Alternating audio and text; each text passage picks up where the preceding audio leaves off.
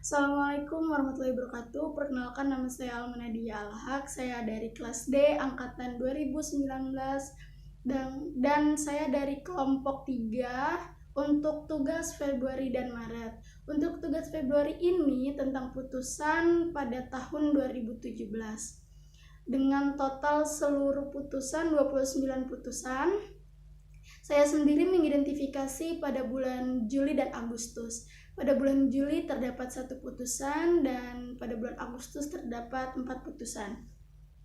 Saya akan mengambil 1 putusan pada bulan Agustus dengan nomor putusan 20G 2017 PT UN Samarinda. Pemohon Mustafa Johana, sarjana ekonomi dan magister sains ilmu pertanahan, dan termohon Wali Kota Tarakan. Dengan objek gugatan ialah surat keputusan Wali Kota Tarakan pada tanggal 6 Januari 2017 tentang penjatuhan hukuman atau sanksi kepegawaian berupa pemberhentian tidak dengan hormat sebagai pegawai negeri sipil kepada Mustafa Johan. Dasar hukum gugatan yang pertama, pasal 1 angka 14 Undang-Undang Nomor 5 Tahun 2014 tentang Aparatur Sipil Negara. 2.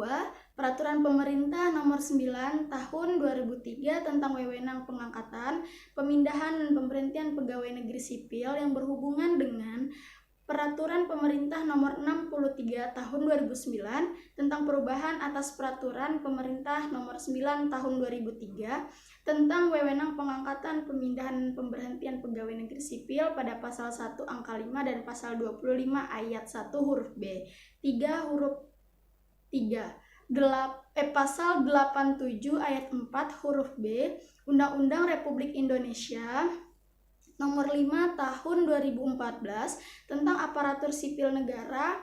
4. Pasal 9 huruf A Peraturan Pemerintah Nomor 32 Tahun 1979 tentang pemberhentian pegawai negeri sipil.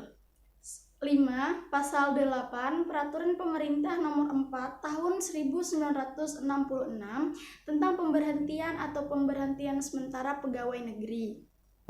Putusan hakim yang pertama, menolak gugatan pemohon untuk seluruhnya dan membebankan biaya perkara kepada pemohon untuk membayar sebanyak Rp241.000.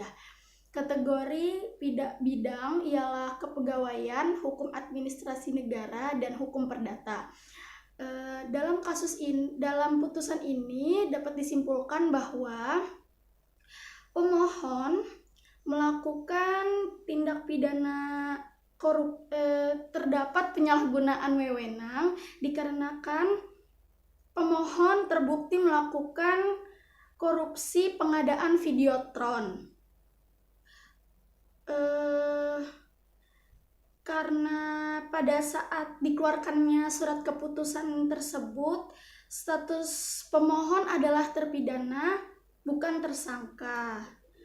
Selanjutnya saya akan membacakan pada bulan Maret dengan subjek hukum Marisi Matondang, Direktur PT Mahkota Negara, dengan objek hukum tindak pidana korupsi. Unsur kerugian yang ditimbulkan Bapak Marisi ialah sebesar 5,4 miliar rupiah dan kerugian yang ditimbulkan pada negara sebesar 7 miliar rupiah. Dengan dasar hukum, Marisi melanggar pasal 3 yang berhubungan dengan pasal 18 Undang-Undang Nomor 20 Tahun 2001 tentang pemberantasan tindak pidana korupsi, kategori hukum administrasi negara. Sekian dari saya. Assalamualaikum warahmatullahi wabarakatuh.